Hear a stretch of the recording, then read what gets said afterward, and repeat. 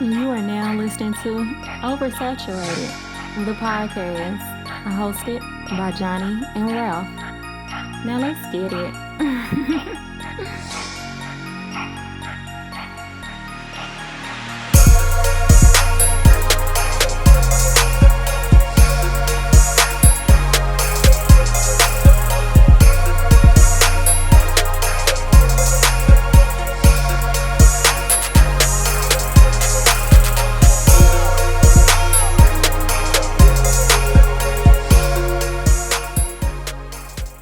Welcome to another episode of Oversaturated, the podcast where we discuss music, movies, pop culture, and everything in between. I'm Johnny. And on Ralph, Welcome to episode number 269.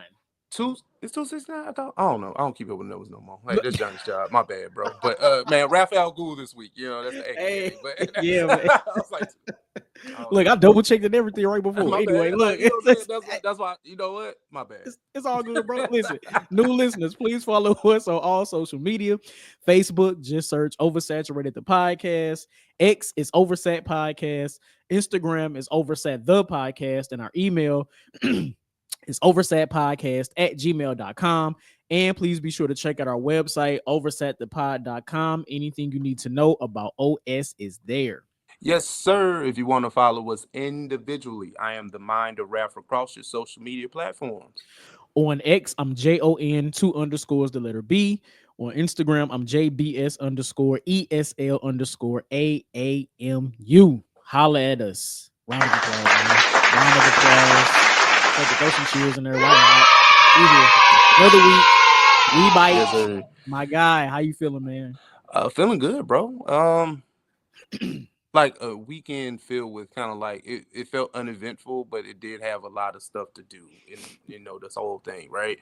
Yeah. I just hate the fact that what? Sidebar. I really want to get to a time where I just work 4 days a week, like 10 hours, because like I'm not mad. Friday is so short, bro. Like it's like everything you want to do in one day. I realized that I was probably up for at least 15, 16 hours on Friday.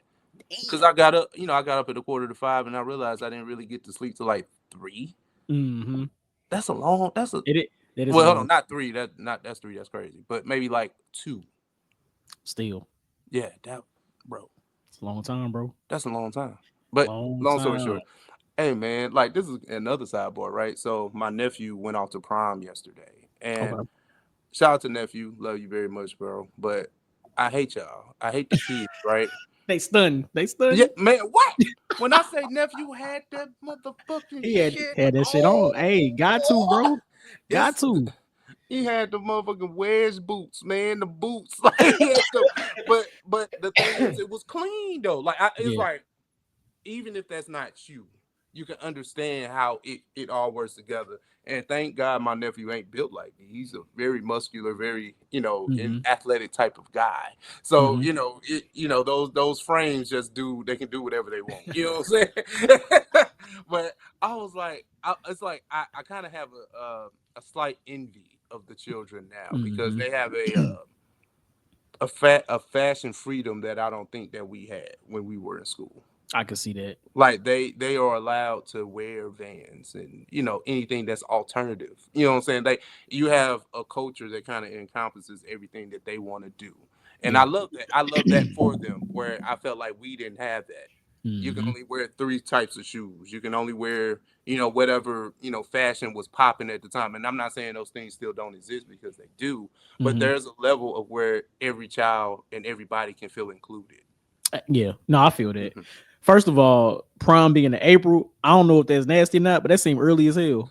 It do. Like the beginning of April too. Like we ain't even mid-April yet. But look, hey, say less. But shout out to nephew because look, I feel like the last few years around prime time, we've been having these conversations because these kids not only are they dressing their ass off, but they pulling up and shit too. Like, wait, they got spaceships. Like, like what's happening?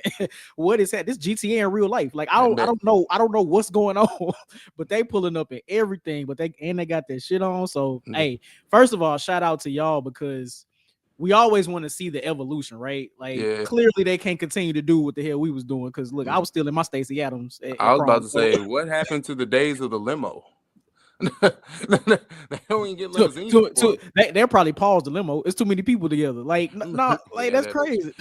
Imagine like the days of the stretch Hummer. That was ours, right? You know what I'm saying?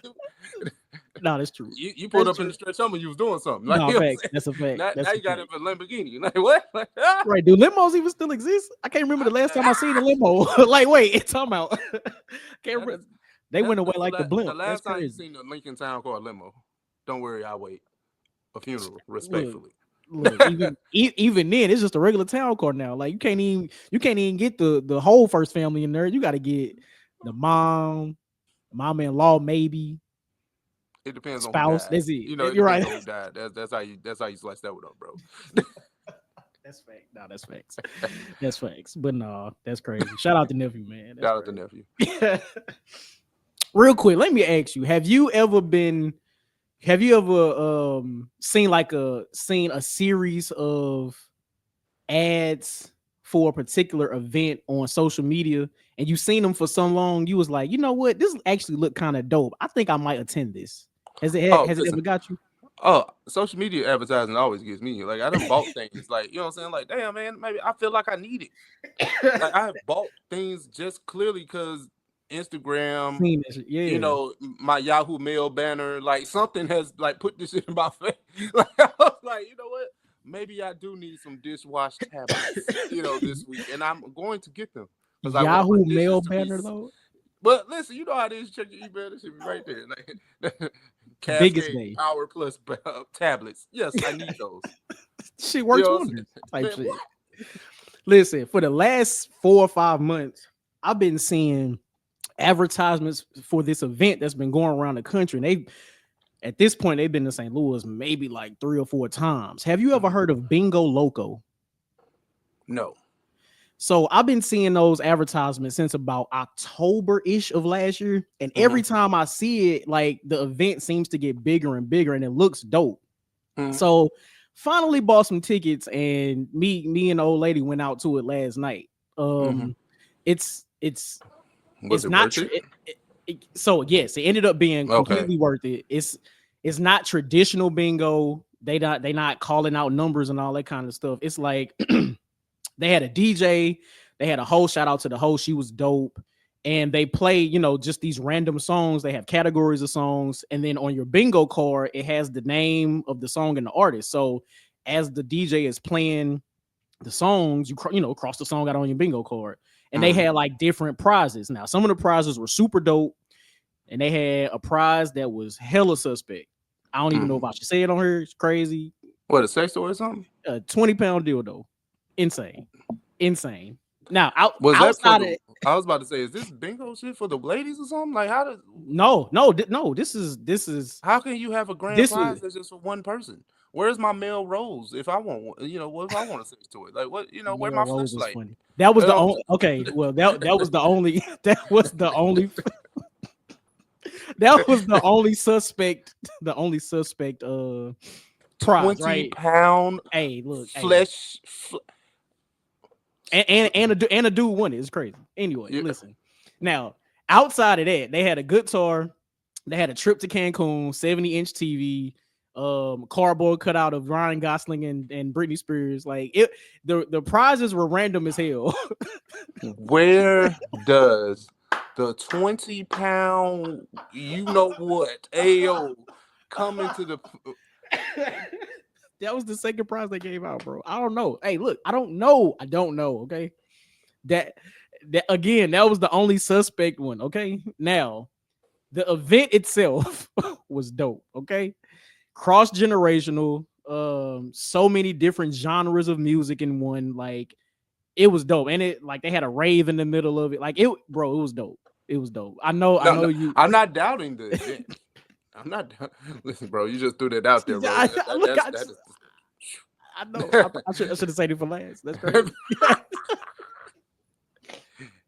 But overall, it was a dope night. It was a great experience.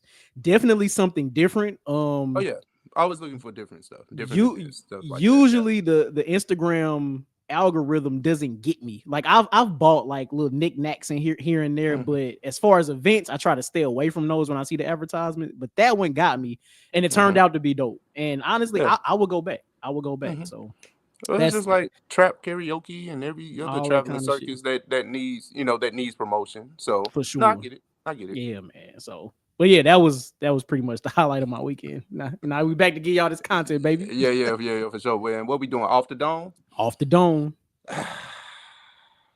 I got one for you, bro. Let's do it. Can you give me? I know this kind of spawned from your question. I think it was last week when you asked me about the 2015 movies, or was it 2 weeks ago? I can't remember. It might have been last week. Okay, cool. But long story short, what is an underrated movie or movie franchise that we have? Damn, that's a good. Because we think about the great trilogies and sequels, and even one-off films that are kind of like, elite. Talk about them a lot. But what's one that's just like completely underrated or undervalued? Oh, let's see. I'm calling this underrated because I don't see a lot of people discuss these movies, especially in like the horror suspense genre. But Paranormal Activity. I think Paranormal Activity has some super dope movies. Actually, I don't think they have a miss, if I'm being honest. It may be like five of them, like 5 different ones. You got the main, I think it's like a main trilogy. Then you have like a couple spinoffs, but each of those are like super fire. Especially, I mean, the first one was super dope, but everyone after that was just as good. I think I've only seen one, but I can kind of agree with your sentiment because of at least that it brought something kind of refreshing to the horror genre, right? For sure. It's not a unique concept because it's the same things, poltergeist and exorcists. Like it's spirits, it's ghosts, is in that space, but it's just how it was shot for one. Yeah, Right. And the story was just interesting. So I rock with you on that, bro. Yeah, man. I'm actually gonna go with the comedy series, right? I don't think people talk about it enough. American Pie. American Pie films. Yeah. Completely underrated, right? I think it was funny because we came from an era where, like, at least when the white films did white stuff, it didn't feel like white. It just felt like they were just living and existing with no niggas. Like, you know what I'm saying? But it was funny. It was it was funny. It was relatable. It was just dope to me. But like the original film, the quotes, the over the top raunchiness of the 90s, like we got a word that we still use to this day, MILF, which is crazy. That came from that film. That's insane. And then if anything, I imagine that most black millennials can identify with Stifler if you don't know nothing else. Stifler's mom, if you don't know nothing else, right? You know what I'm saying? And then we got 3 strong films off of that too. Like now on spinoffs, that's where it got nasty. Like that, we got Stifler's cousin, like the dad was like the feature in one film. It was like, but I bought into all of them though. You know what I'm saying? That's back when DVDs was like $10. Like I was a new American Pie spinoff. Sure, I'll buy it for $10. Say less. But them shits was doo-doo. But American Pie, American Pie 2, and American Wedding, I think is a pretty good, strong comedy trilogy that doesn't get enough talk. You know what? I'm not mad at that. And the fact that in those films they always harken back on Bandcamp, and then that spawned its own spinoff, right? Like that. No, that's super dope. I fool with that. I like that. I like that. So for my off the dome, and follow me, right? Yeah. So hip hop and R&B, they've given us together. They've given us such classic songs, right? When blended together. R&B song with a hip hop verse, hip hop song with R&B, like they're giving us classics. Method Man, Mary J, Ja Rule, Ashanti, Usher, Ludacris, and Lil Jon, right? Yeah. But I want to look at the other side of that. Can you think of any hip hop and R&B songs or mashups that didn't quite cut it, that weren't that great? That weren't great, right? That were not great. May have missed the mark or something like that. I don't know why this is coming to brain, right? But Mary J. Blige and I want to say Method Man, not the original. I know people like all. You talk, no. They tried to rekindle that magic, and I want to say this was like 2004, 2005. I think it was called Love at First Sight. Mm-hmm. Diddy did the production. It was just like I remember this on 106 in Park. Like, but the it wasn't it. It wasn't it. That I wasn't got you. it. Like, I you know what I'm got you. saying? We love Mary J and we love Meth, but that particular time of them coming together just didn't work. It was a single. Mhm. I imagine that Mary don't even perform this on her show. Now I ain't never seen Auntie live, but you know, I imagine she don't perform that one. I would imagine that also. Now, so my pick I actually heard on the radio the other day, and Mhm. which kind of spawned the question. But do Mhm. you remember Joe the Stutter remix with Mystical? Why in the hell was Mystical on that R&B song? Like they tried to hip you hopify Stutter and then added it was because Mystical doesn't have a flow that's appealing to R&B music. at And that's the all. big thing about having a rapper, because the Jadakiss one works. Yeah. Jadakiss works. Jadakiss has Yes. the voice and the cadence of someone that can rap on that type of beat. Mystical at any conjuncture of his fucking career could never rap girl music. Like, you know what I'm saying? Could never rap about love. No. His love song is Shake Your Ass. All right, cool. Man. You know what I'm saying? That's his love song. That in danger, right? That's You know crazy. what's so crazy? You know how DMX made girl songs, but Mystical can't. He- Like, that is DMX had the wild. ability to slow down his cadence enough to appeal to women. Mystical, for whatever reason, wasn't able to do that. I don't think. Well, you know, definitely comparing DMX and Mystical is kind of crazy, but I don't think. You know, pardon me, but I don't. DMX had the appeal that nobody had, so Yeah. that's respect to everyone, though. I mean, respect to X, but yeah, Mystical, no. That was Absolutely not. like that was crazy, That's a good pool, because no, absolutely not. bro. I heard that shit on the radio. Like it was so bad they ain't even play Mystical verse. I was like, wait, ain't Mystical supposed to be right here? I had to go back and research just to be sure, but nah, yeah, like that was insane. Whoever put that together, I don't know. I don't know, man. Listen, bro. That's insane. But anyway, Either way, that's crazy, man. But man, hey, clearly that was off the dome, people, man. Hey, what's an underrated movie or movie franchise that you know of? Let us know. Yep. And then what hip hop and R&B collab missed the mark? Let us know. OS gang, what's happening, family and kinfolk? We got a few topics here on the OS news docket this week. Action packed, I promise you. But let's start with something funny, something lighthearted, right? Princess from Crime Mob was recently on a podcast. It's a million of them. That's why we OS, you know, oversaturated. We said this back in 2017. Everybody got a podcast, right? Word. But she gave a funny story alluding to how Michael Jackson broke up Crime Mob. So Johnny's gonna play that clip shortly. Yeah, let me pull that up right now. What is it that possibly Princess did wrong, potentially, to separate this group? Okay, y'all ready for this? Yeah. Me and my brother went to Six Flags, right? We came home. We called Diamond. We told her we saw Michael Jackson at Six Flags, and that Michael Jackson wants to get on Nook If You Book, and that he just left our house, and she needs to come listen to his verse. And she ran all the way from her house to ours, and she believed us. All right, let me just stop it right there, bro. Where do we even begin with this? There's nothing to begin with. People just be lying. Like, people just liars. People are liars, bro. Now, you think she lied about the story? You think she absolutely. Yeah. Like, now this is the thing, right? I don't doubt that Michael Jackson ever heard, like, you know, Nook If You Book. I'm pretty sure that graced his ears one time before he left us, right? For sure. But, and I'm not doubting him, you know, like I doubt that he would ever, you know, want to do, you know, rap features, because he has done them before. Yeah. So that's not against it too. That's not the unbelievable part of that's the not story. the unbelievable part. But the fact that you thought that Michael Jackson was at Six Flags in Atlanta. The fact that you thought Michael Jackson was at Princess's house. The fact that you thought he was at Princess's house and recorded a verse. the same day. So none of that matches up. Diamond didn't even quit the group after that. They had a second album, then she went solo. So how did that break up the group? That's why I'm not listening to that, because it's bull. Like, it's bullshit.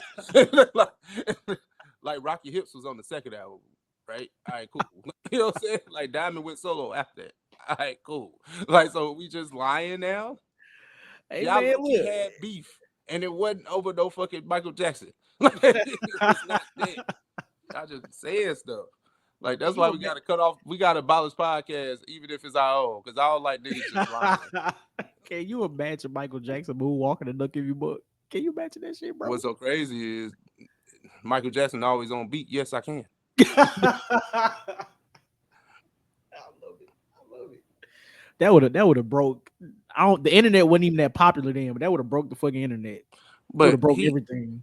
he has done, like, Mike has done like a few like rap features. Like, he is, him and Jay collabed a few times actually. I think it's a girls remix that Just Blaze confirmed that he has in his possession. Yep. So it's stuff out there.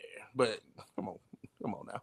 Hell, Biggie was on Invincible posthumously, but still, like, exactly. Yeah. So these things aren't like necessarily these things can happen. So yeah, but that story is hilarious. Like, I could not like just sit there and listen to that and bask in it, because whether it's true or not, that shit is hilarious. I don't care if it's fake. The fact that that's even out in the atmosphere is just hilarious to me. The fact that nigga let her lie like that. That's another story. We just hate fact checking people, huh? Like, I was like, hey, we had to break down the timeline. I wasn't gonna let you get that one off. No, absolutely. That's bro. That's crazy. That's crazy. But anyway, man, let's talk about a real dub for hip hop, right?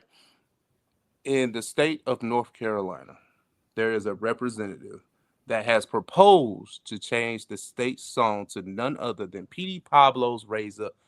Johnny, what do you have to say about that song potentially becoming North Carolina's official state song?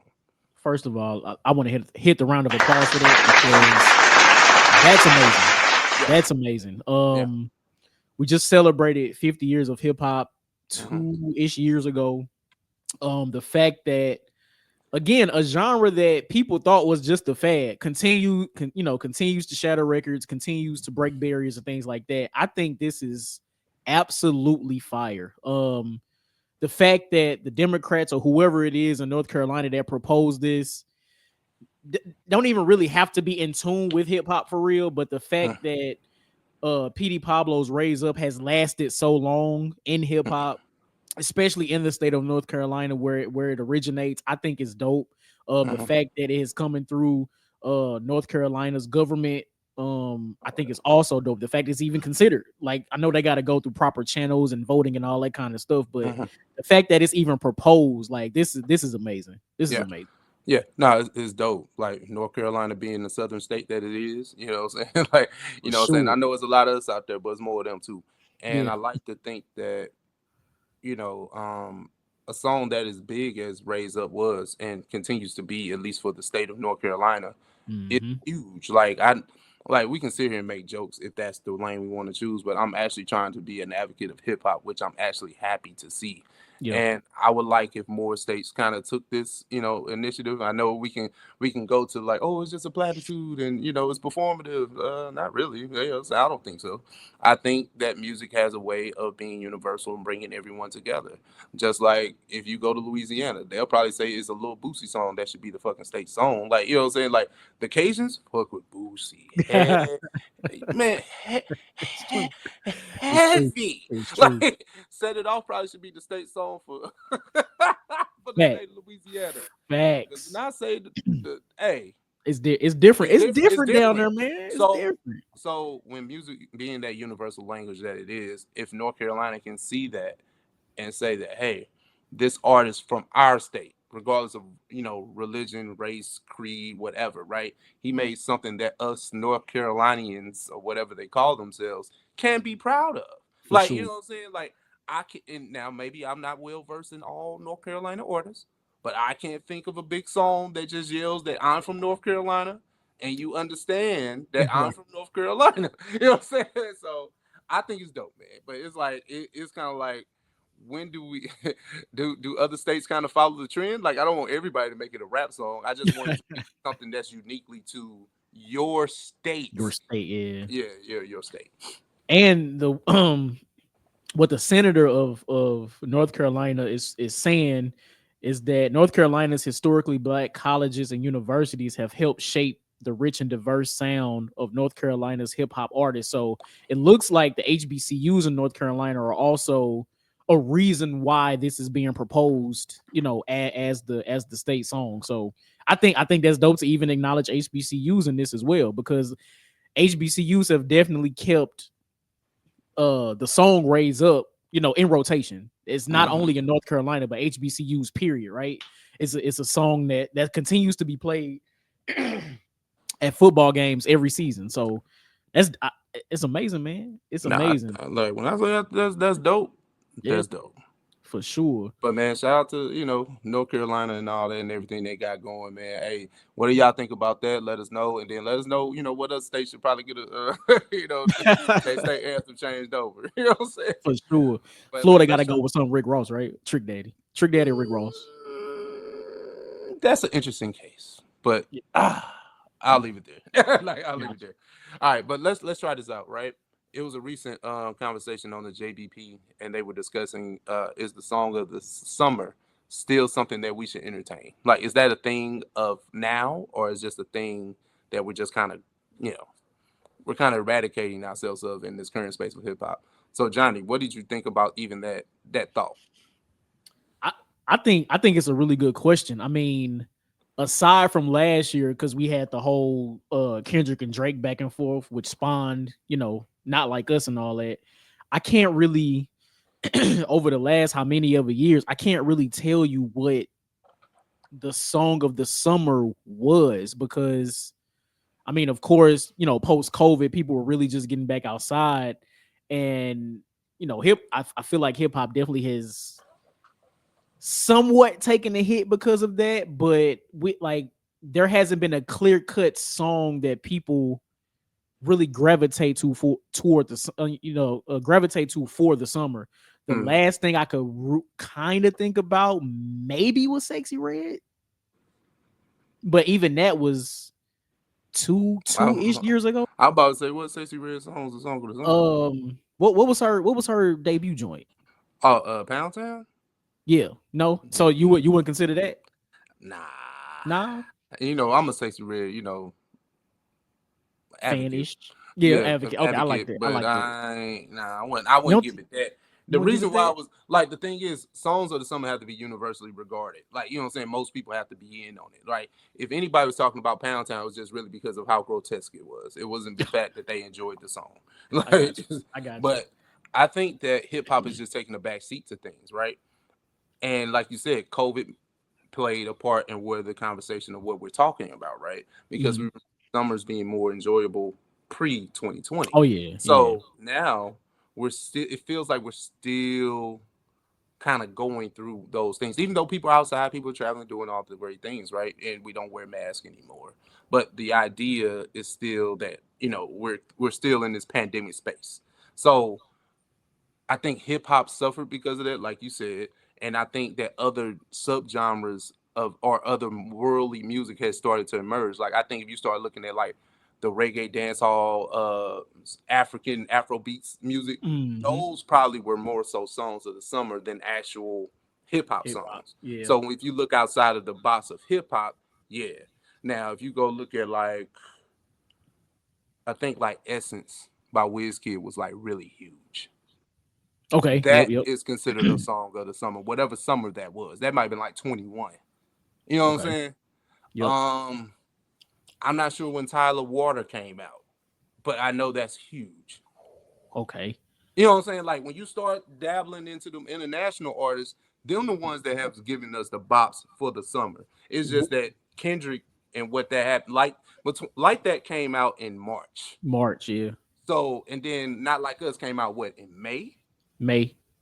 So those two songs are, you know, interchangeable if you want to have those in the conversation of Song of the Summer of 24.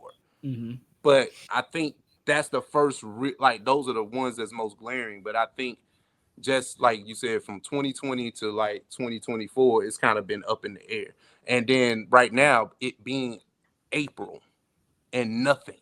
Like Literally you nothing. don't have anything. And then that's why the Drakenites, or even some people that are just like kind of leaning to the Drake side of things, thinks that whatever happened, if he's outside, summer is definitely a thing, right? Mm-hmm.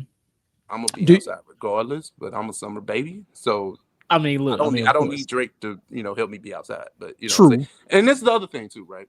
Uh-huh. Why do we not appreciate older music? You know what I'm saying? Like, why do we just like? Why do we need a new song of the summer every year? Because we believe it or not, even even us in our generation, in our era, right?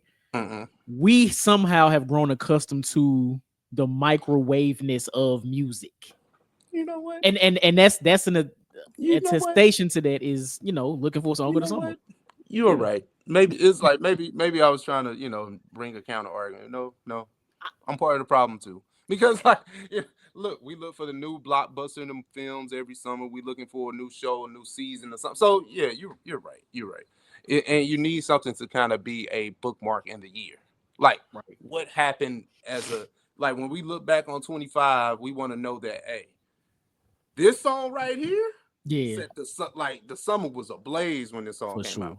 For sure. And I mean, I hate to bring up Drake again, but it's kind of like if we're looking for one person That's the to one. be to save us. No, no, not even that. Now I'm not saying it in the sense of like I'm hating on Drake or whatever he has going, Mhm. but why does the brunt of everything has to be on his shoulders? Like there are not a million other rappers or songs and I mean artists and other things out here that can provide that.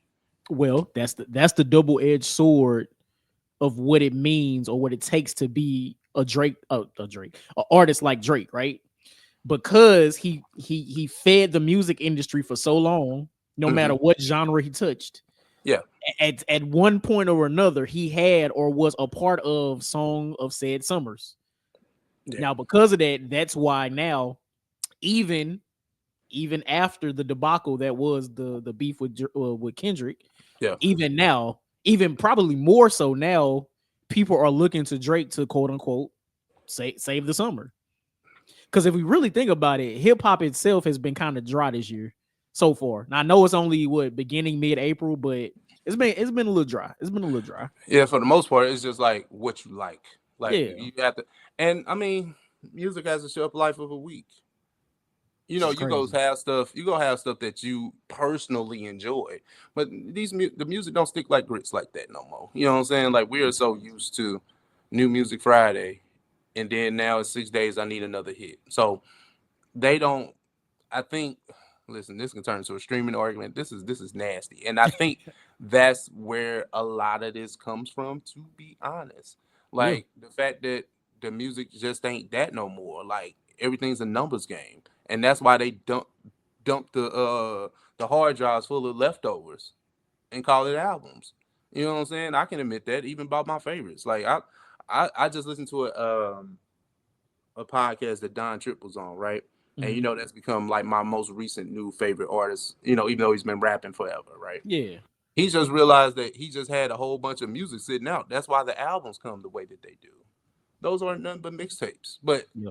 it's like maybe a good portion of the music that I do enjoy, but I can still acknowledge the fact that hey, he just had music sitting on a hard drive that he wanted to get rid of. So if he wanted to do the Chris Brown audio book, he can do He could, yeah. that. So when you have like the top tier artists playing that streaming numbers game, of course the people down here closer to us that we can reach, touch, and go see at your local concert venues, you know what I'm saying? Those people play those games too. So those songs just don't be like, yeah, they be all right. That's true. And So that's probably why we don't have a song of the summer. And then people intentionally try to make it rather than just making a fucking song that just we make it enjoy. You know what I'm saying? They're like, hey, this is gonna be song of the summer. I'm gonna make, no. but see that Create art and let us perceive it how we want to perceive it. And if it comes to, that being the song of the summer, we choose that. right. But that also goes to the attention spans, not only not only of the consumer but of the artist as well. Like, I'm confident enough to say probably 90% of the artists out there now would just be chasing, chasing the hit or trying to chase something that will get them their monetary value that they're looking for right now. Have a song out, you tour off of it for a couple months, maybe you hit a few cities, and then you try to go back to the drawing board, but you see, hey, you gotta make something that sticks, that keeps you around for a while. And we don't have a lot of artists that are like that now. We don't. Not at all. Not at all. Crazy, man. It's crazy, man. But let's try out a movie topic. Ice Cube, O'Shea Jackson Sr., has confirmed Last Friday is in works. Johnny, what do you think about the final installation of the Friday series being announced? Listen, man, I feel like we go through this once a year. I feel like for the last 6-7 years, I feel like this has been a thing. Now, the difference this time is that Ice Cube says he closed the deal with Warner Brothers and New Line. Now that is the difference. Before it was just rumors. It was just fodder. That's it. That's it. Now, does it make me more excited? Not really. I'm not excited for this until I see. I don't care about the trailer. I need to know the date that this movie releases in the theaters, and I need to be able to purchase my ticket on Fandango. That's where I get my. This is not ad type shit, right? I need to be able to see the times and the seats available.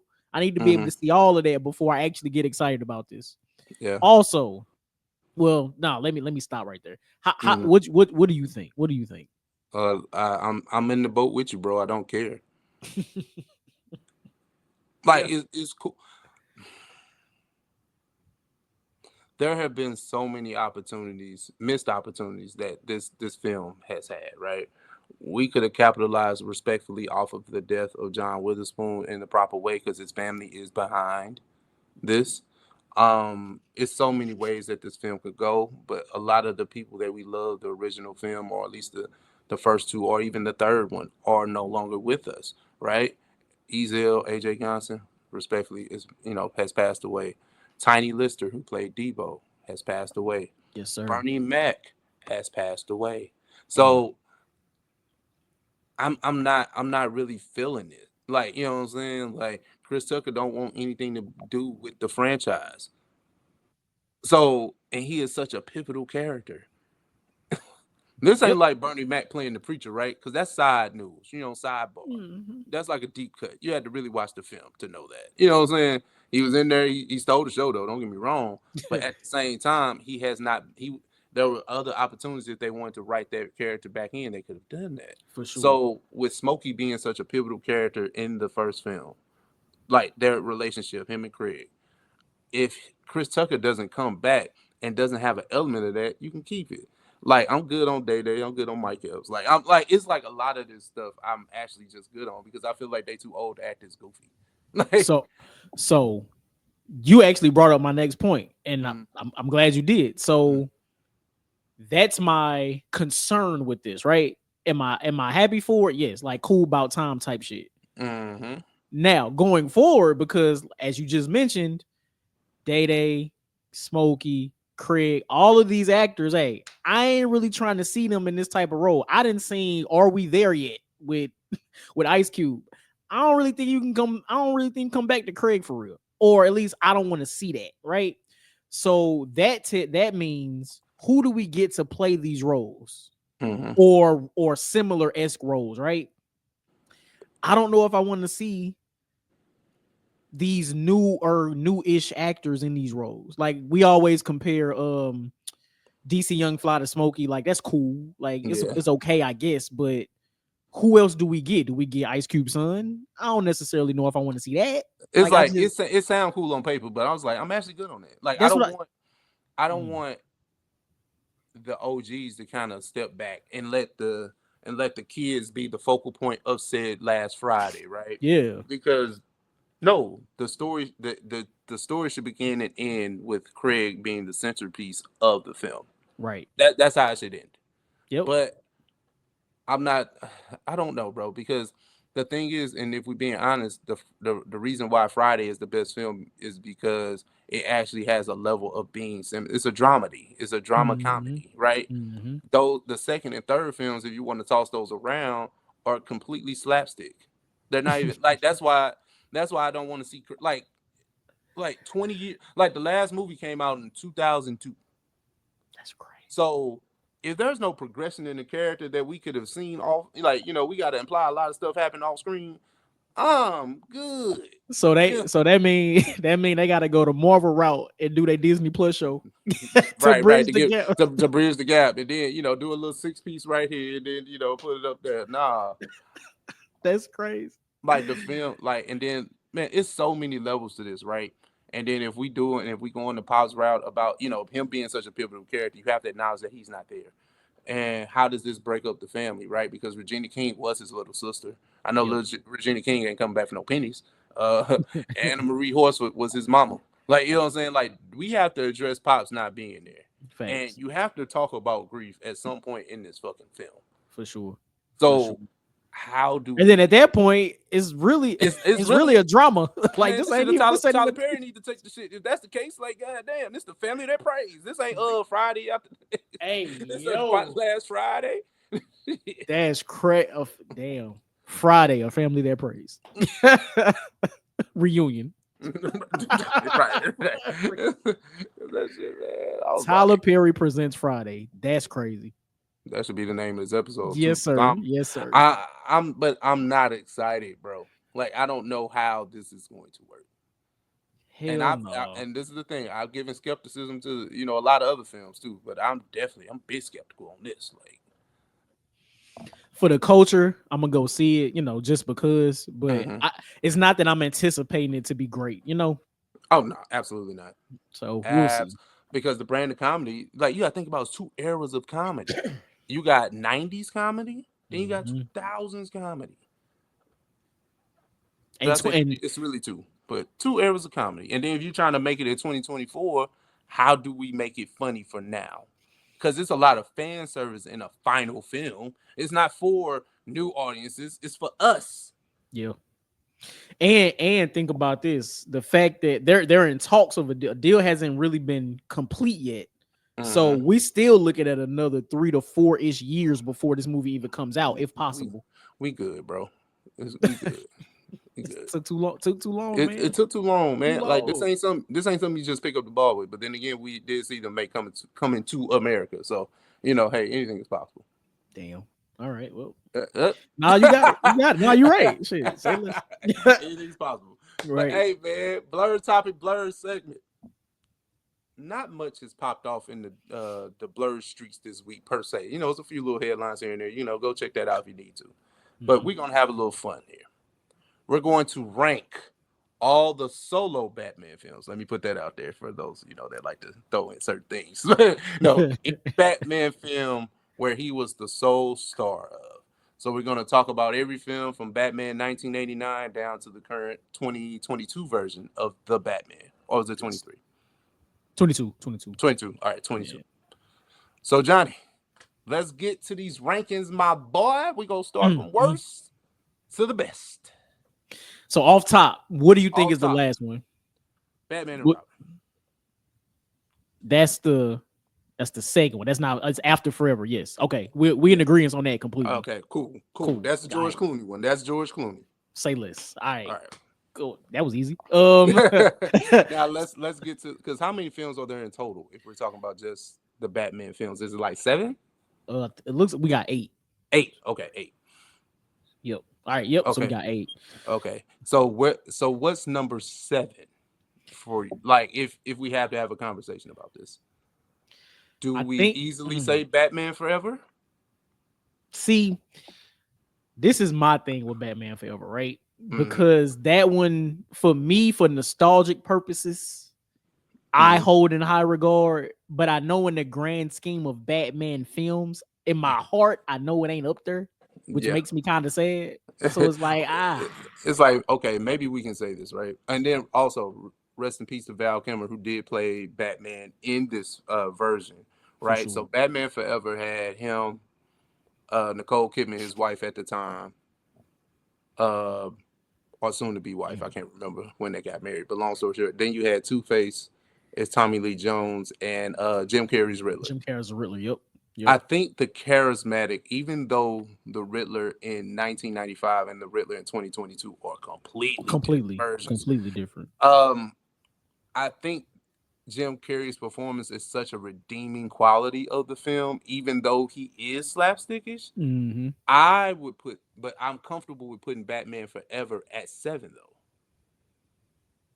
I guess okay. I think my question for number 7 is, out of the list, is there any other Batman movies that are worse than Forever? As a whole, like I understand as a whole, because I understand Jim Carrey's performance, but in looking at the overall, I'm about to say the one that's worse is the one below it. well, I mean, outside of that one, of course, of course. But of the remaining choices, no. You know what's crazy? And not saying that the Batman, Robert Pattinson, not saying that movie is trash by any means, but in looking at because this is the first time I'm really looking at all of these movies together. I'm not all the way mad putting, but you know what? That's not true, because I think the Batman is better than. I'm about to say we'll get to listen. That's your film. I'm about to say wait. What's the first one of the Nolan trilogy? Batman Begins. I actually think that this is better than Dark Knight Rises for sure. It actually kind of clears it, like the Batman. Really? Oh, okay. The Batman. Got you. I thought you said Forever. I was like, wait, what? No, okay, all right, my fault. No, that's disrespectful. I'm actually kind of here with I actually like Batman Begins, but I'm not mad at someone saying that they enjoy the Batman as a film. But I enjoyed Batman Begins because it felt like a different, refreshing type of origin film that I've never seen on camera for him. I got you know what I'm saying? Like the Ninja Ra's al Ghul was a perfect villain for that. You know what I'm saying? Like the League of Shadow, like that whole shtick. You got me. You know what I'm saying? You got me there. So it sounds like we got to put Batman Forever at 7. Oh yeah, that's 7. Yep. Now it gets hazy. Now we're getting to 6, right? Now 6. Now I will say this. I'm not mad at Batman Begins being here, or I know that. You know, I'm sorry. No, Batman 89 can go here too, Lois Keys. Really? The first Michael Keaton joint? I don't think that highly of it. I like Returns better. Remind me. The first Batman has the Joker, Jack Nicholson's Joker. Oh. Really? You want to put? Oh, really? So you want to put that at 6? Okay, so this is my argument, right? The same argument you had with Jim Carrey's Riddler is the same I have for Jack Nicholson's Joker, right? I think he portrayed Joker. I mean, for the time, of course. I think he portrayed Joker in a fantastic manner. Fantastic. And I think Michael Keaton himself as Batman Bruce Wayne, I thought he did a great job. Now, definitely not better than Returns, but I think he did okay. So like I think Returns is better. Like absolutely. No, same. Yeah, okay. Same. And I think that's me though. Like I'm not 89 is a good film. You know what I'm saying? Don't get me wrong, but I really enjoy Returns way better. So are you saying right now number 6 is between Batman Begins and 89? Yeah, and I mean Batman Begins can go there too. Like I'm not mad at that. But this is the thing: would you put Batman Begins above Dark Knight Rises? Batman Begins above Dark Knight Rises. Because I think Dark Knight Rises is better than Begins. Exactly. Even though you are not the biggest fan of how it ended. Yes. But however, the third act kind of it definitely fumbled the film. For sure. But overall, still a good film. Overall, still a great film though. Yes. So 89. So Batman 89. That's we why put I at said 6. 89 because it's hard to beat the Nolan trilogy, bro. Like that shit is really elite, bro. Agree. Okay, so Batman 89 at 6. I'm cool with that. Or Begins, but if No. you want to put Begins, like okay. Yeah. That's why I said 89. That's why I got that. Listen, and I'm not. It's not that I don't like Batman Begins, because I do like Batman Begins. Mm-hmm. But of the trilogy, to me, it is the worst. No, it's the weaker one. It's the weakest one. Yeah. So okay. So number 6, we got Batman 89. So number 5, we automatically put Begins. Yeah. Right. Say less. All right. I'm trying to keep them numbered because I'll forget. Yeah. Okay. So we at number 4 now. So okay, now I think this is a good place to either put Dark Knight Rises or The Batman. So I think this is okay. This is good. Mm-hmm. I think 4 should be Dark Knight Rises, only because of how the third act. Yes. And that's why I'm not gonna argue about it. Like even though I fuck with Bane, real. Like, I know the quotable villain is that's just the stick that I like.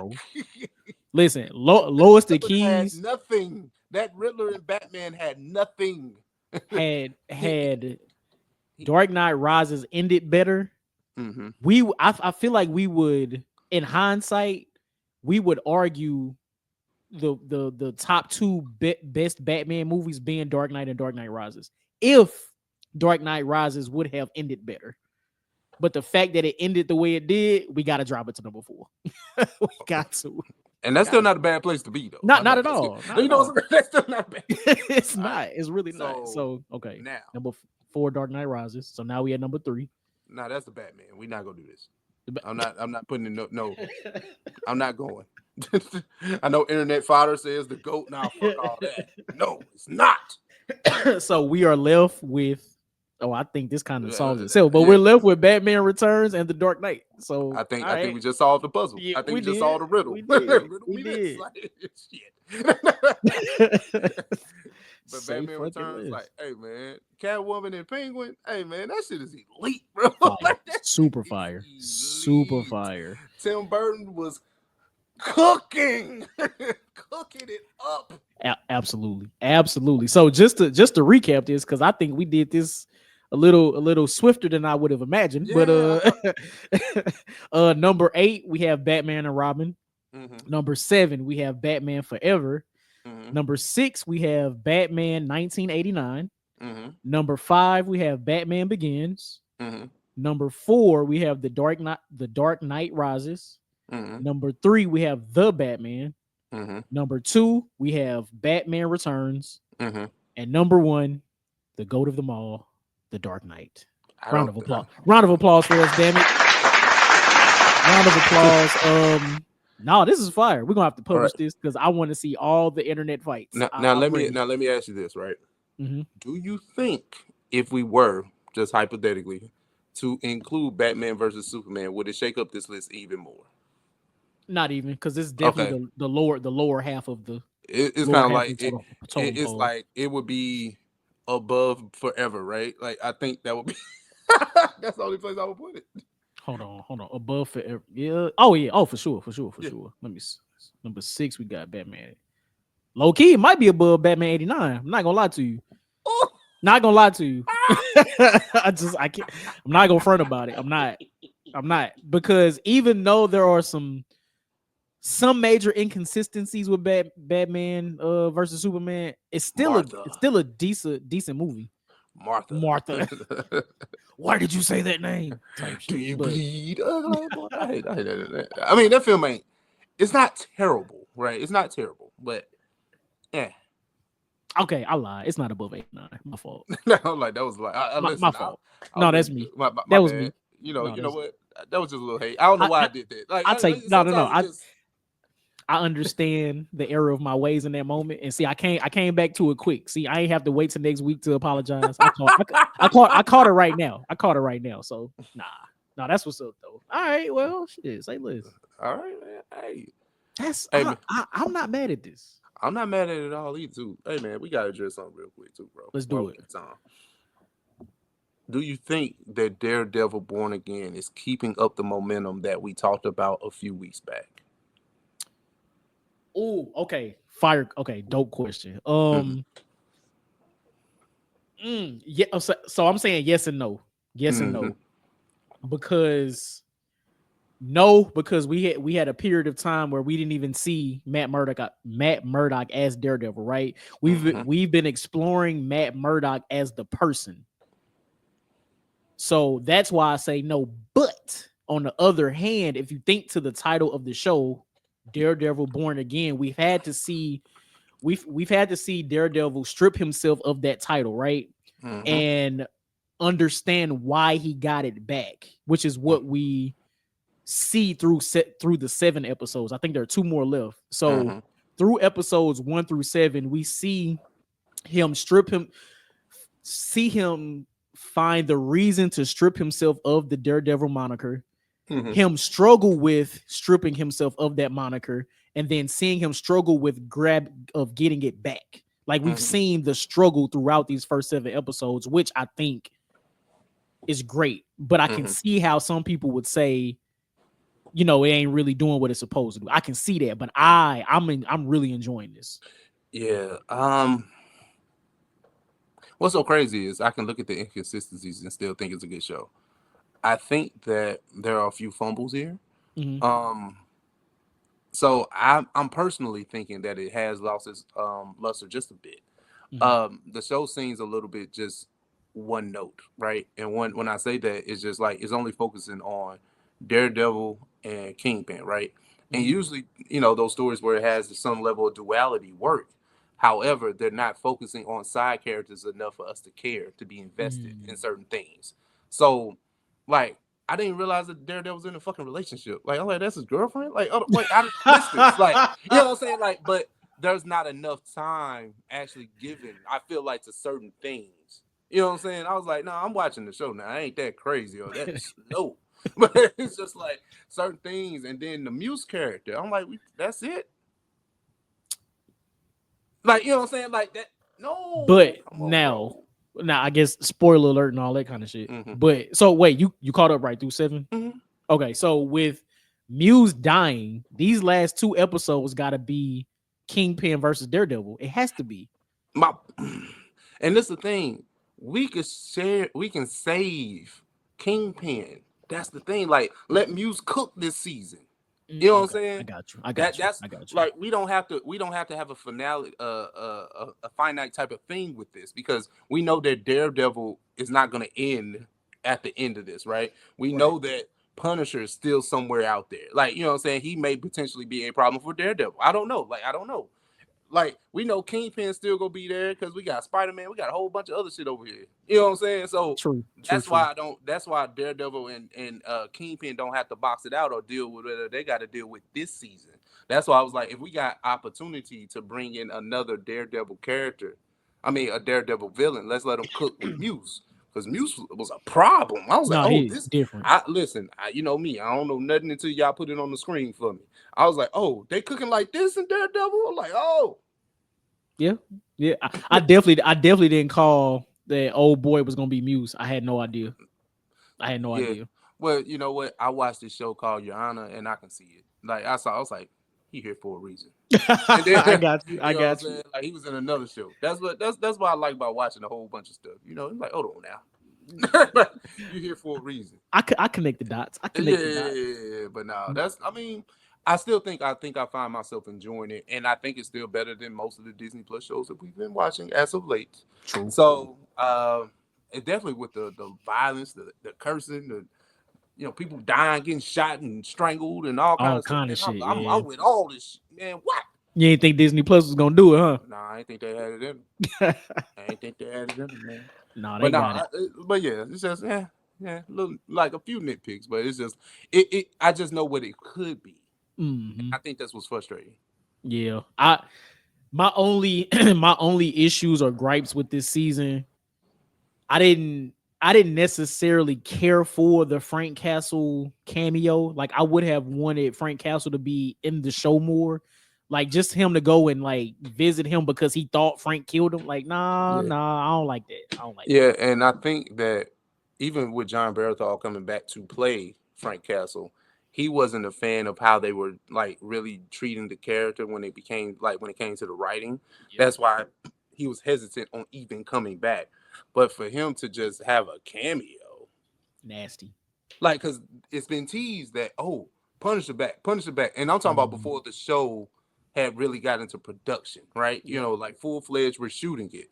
It was always talked about Frank Castle, Punisher being there. So for him to only be there for one episode and then maybe coming back toward the end, all right, cool, I guess. I don't like it.